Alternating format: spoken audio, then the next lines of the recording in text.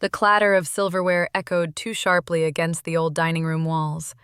We were gathered for supper on Beacon Hill, the smell of baked cod still lingering when my mother drove her fork into the table as if she were staking a claim.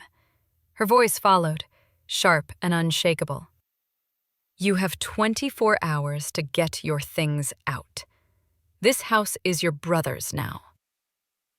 The words didn't sound real at first.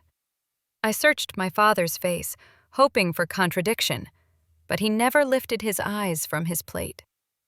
My brother Ethan leaned back in his chair, arms folded, a smug line tugging at his mouth.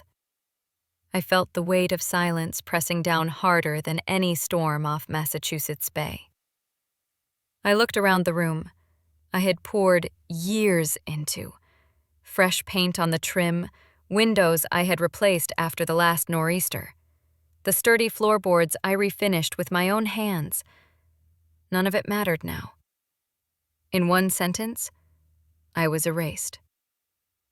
My chest tightened, but I refused to give them the argument they were prepared for. I set my napkin on the table and pushed back my chair without a word. My mother's eyes narrowed, waiting for me to explode, but I wouldn't give her the performance she expected. My father sipped his water like a man who had already chosen a side. Ethan smirked as if victory were already his. The house that had been my safe harbor was slipping from me, yet I kept my voice still and my steps steady. On the porch, the wind off the bay cut against my skin, but clarity came with it. They thought silence meant surrender. They thought 24 hours was all I had. It would be enough. The house lay quiet after the argument, every corner humming with memory. I walked slowly from room to room, my footsteps soft against the boards I had sanded myself. In the kitchen, the cabinets still carried the faint scent of varnish I'd brushed on during late nights after work, when I stayed up to finish projects no one else cared to touch. My hands had scrubbed the stains out of this space. My paychecks had bought the new appliances, yet now it was claimed as someone else's gift. I drifted into the living room, letting my fingers graze the warm ivory walls I had painted only 2 summers ago. I remembered standing on a ladder, roller in hand, determined to brighten the place after years of drab gray. Ethan had been gone then, of chasing contracts in other states, too busy to return calls. My parents had murmured appreciation at the time, but it hadn't lasted. Tonight those walls stood mute, their glow dimmed by betrayal. Upstairs, I paused outside the small bedroom I had made my own. The storm from years ago came rushing back, wind tearing shingles from the roof, rain driving through leaks in the attic. My father had thrown up his hands, said there was nothing to be done without money. I had written the checks to the contractor, drained what savings I had, and signed for overtime at my firm to cover the rest. The repairs had held, proof that I could keep us safe, even when the world outside raged. Near the stairwell, I touched the railing, still smooth where I had sanded splinters away. My grandfather Henry had stood here once, his voice rough but kind as he told me, "These boards will need your hand someday." At the time I thought he meant simple chores, but now his words felt heavier, as if he had seen this night coming. I stopped at the front door, the air cooler there, salt from the harbor seeping in through old seams. The house seemed to breathe with me, holding the weight of all I had poured into it. Tomorrow I would need answers, and I already knew who to call. I barely slept, the house pressing in on me with a silence that no longer felt safe. At dawn, I wrapped a coat around my shoulders and stepped onto the porch, staring toward the harbor where the day was just beginning to glow with pale light. My phone felt heavy in my hand as I scrolled to Claire Bennett's number. We had met years ago at a local coffee shop, both of us restless to prove ourselves. She'd gone into law, sharp-minded and uncompromising, and I had always trusted her judgment. When she answered, her voice carried the same no-nonsense edge I remembered. I told her everything.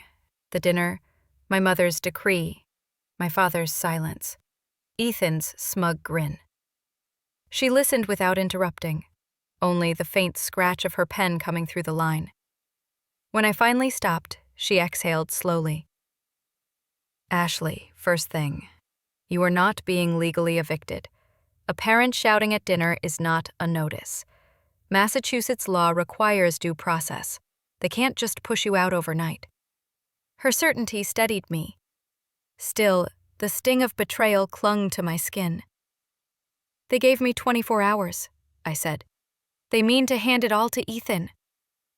Then we start with proof, she replied.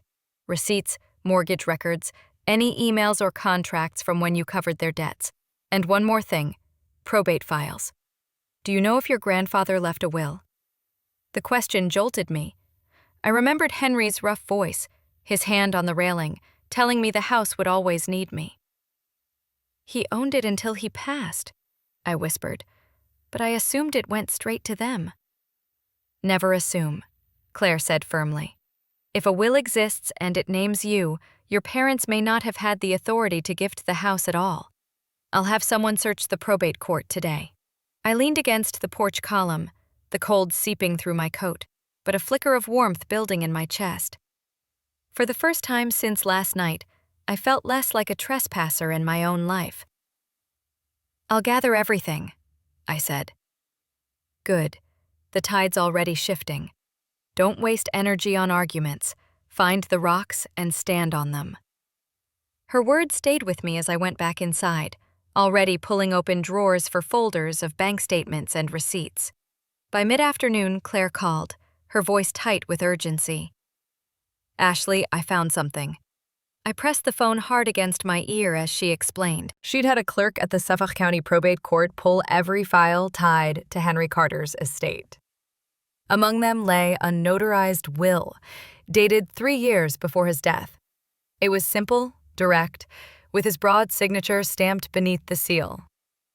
The house on Beacon Hill was left solely to me. My knees buckled, and I sank into the armchair I had bought with my first real paycheck.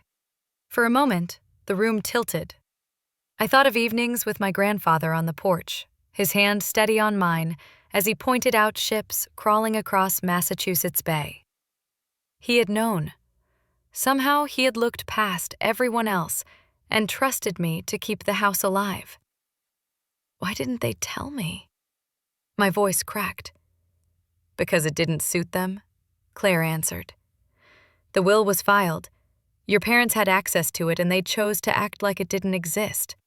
They couldn't stomach the truth that Henry passed over them and over Ethan.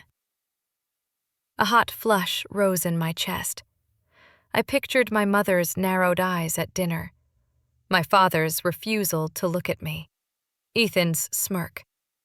The betrayal wasn't just in their words last night. It had been years in the making. They had buried my grandfather's decision to prop up Ethan, to protect his pride, and give him a stage he hadn't earned. Claire's tone sharpened. We can enforce this. I'll prepare a petition, but you need to stay calm. Gather receipts, document your contributions, keep everything organized. They'll fight, but the signature on this paper is stronger than their performance. I stared at the copy Claire emailed moments later, the black ink stark on my phone screen. His handwriting, the same loops I remembered on old letters, named me as heir. They had hidden it, hoping silence would erase me. But the silence was ending. I stood, the decision settling into my bones like stone. If they wanted me out in 24 hours, then in 24 hours they would learn whose house this truly was. The next morning I moved quickly, determined to act before my parents returned, or Ethan arrived with his suitcase. I called a local company, Boston Harbor Movers, and explained what I needed. A rush job, only a few large items, nothing more. The man on the line hesitated at the short notice, but by noon, he promised to send a crew. While I waited, I walked through the house with a stack of sticky notes and a pen. I marked only what I had bought. the slate gray sofa I'd saved for months to purchase, the stainless steel washer I installed in the basement, the curtains I had chosen to match the ivory walls. Each tag was both a memory and a receipt, proof of my labor when no one else would lift a hand. In the dining room, I paused at the oak table my grandfather had built decades earlier. The chairs around it were mine, new, sturdy, bought after my mother complained about the wobbly ones. I marked them, but I left the table untouched. The cedar chest in the hall, filled with old quilts, I left as well. I wanted no accusations of theft. I wanted the truth clean. Through the window, I saw Mrs. Alson from across the street watching. A few minutes later, she knocked softly and stepped inside, her eyes kind but searching. "You've always been good to this place," she said. "I've seen you paint, mend, haul things in storms. It's yours as much as his ever was." Her words steadied me more than she knew.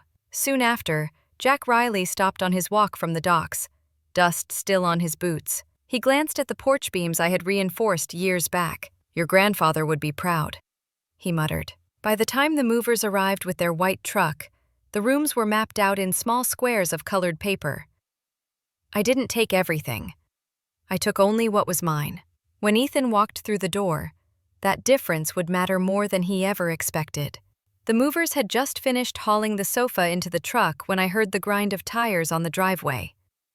Ethan stepped out of a rented sedan, a sleek black suitcase trailing behind him. He looked at the house as if it were already his stage, chin lifted, shoulders squared.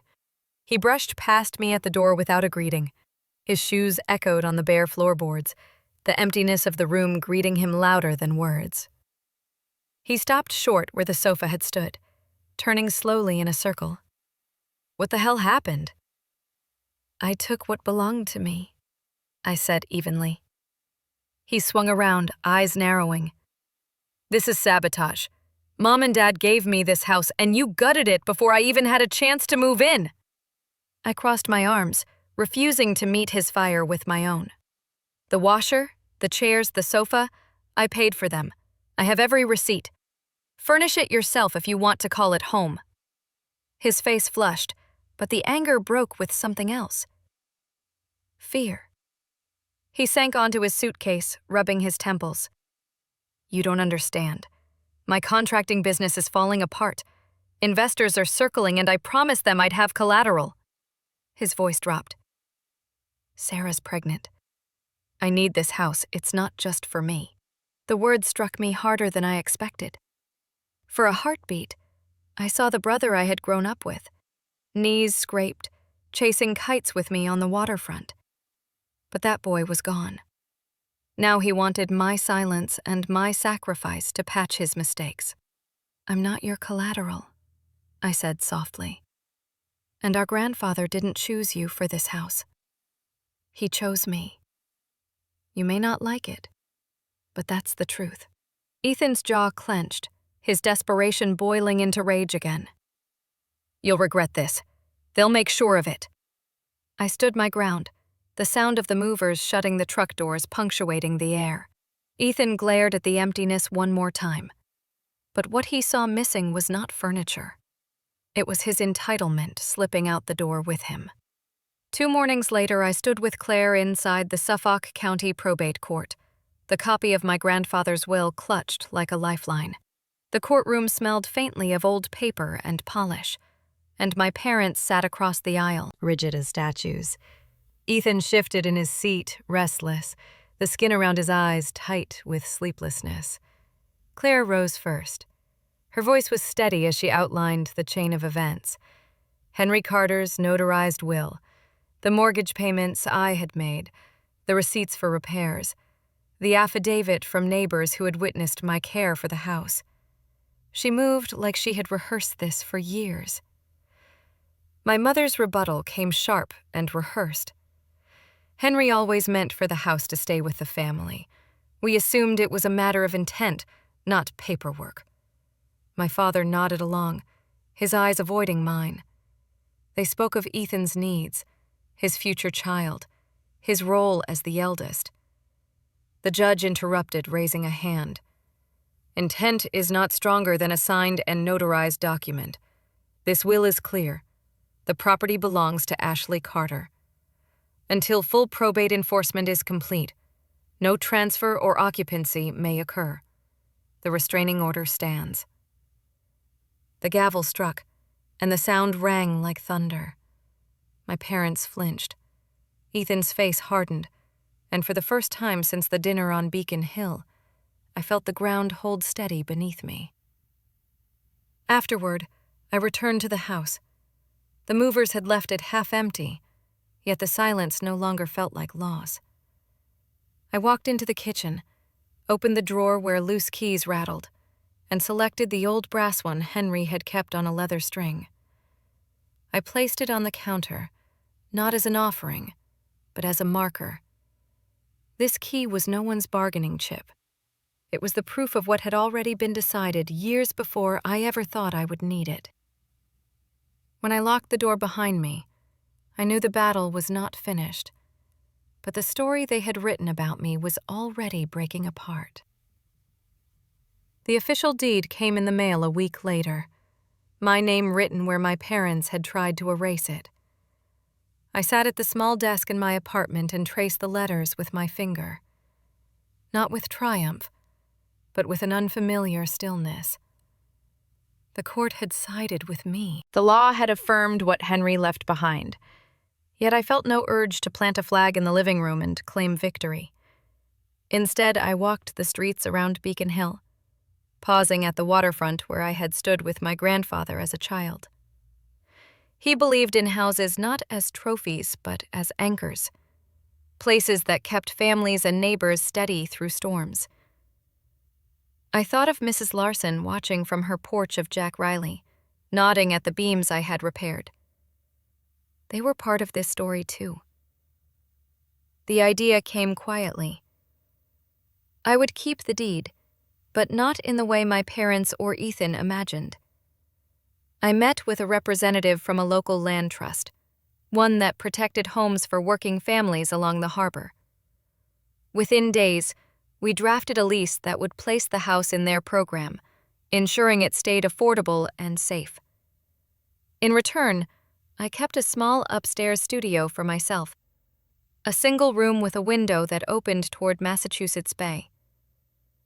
When I signed the lease, relief rushed through me. The house would stand, but it would not be a stage for Ethan's ego or my parents' manipulations.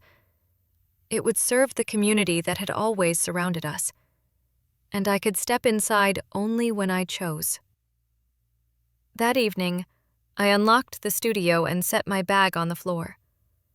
The rooms below would soon belong to another family, their voices replacing the silence. For the first time in weeks, I breathed without weight on my chest, ready to put the rest into writing. I sat in the upstairs studio with the deed and lease papers stacked neatly beside me. The house below would soon welcome another family, and I wanted to set my own boundaries as clearly as the legal lines now drawn. I opened a blank page in my notebook and began the letter to my parents. I wrote without decoration. I would not be their rescuer anymore. I would not cover bills, mortgages, or quiet their mistakes. If they wanted any chance of contact, they would have to commit to counseling, not as a punishment, but as a condition of trust. I enclosed copies of the receipts, the court order, and the will. I wanted no debate, only clarity. When I sealed the envelope, I felt no tremor in my hands. It was not anger that guided me, but the need to stop repeating the same cycle. A knock at the door startled me. Mrs. Lafosen stood there with a small basket of muffins. She smiled softly, her eyes glistening. "For the woman who kept the porch standing," she said. Her words filled the room with a warmth that paper alone could not carry. Later that evening, Jack Riley stopped me on the street. He clapped my shoulder, his palm heavy with respect. "Henry would have wanted it this way," he said simply, and I believed him. That night, my phone buzzed with a message from Ethan. It was shorter than I expected, stripped of bravado. He admitted his mistakes, spoke of his fear for the future, and asked for time to make things right. For the first time in years, his words did not demand, they requested. I left his message unanswered, the letter to my parents ready for the morning mail, knowing the final step was still ahead. Months later, the sound of new footsteps filled the rooms below.